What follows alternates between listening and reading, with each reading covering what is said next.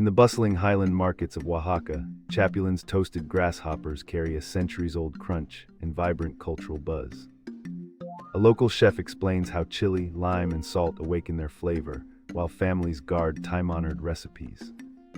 An elder shares harvest festival legends that Chapulines bless fields and invite rain, echoing Oaxaca's kinship with the land. Interview clips capture street vendors' pride and tourists' astonishment as a seasoned cook recalls selling them since childhood. From parchment to sizzling iron, the episode unpacks prep methods, myths, and why Oaxaca's tiny insects endure today.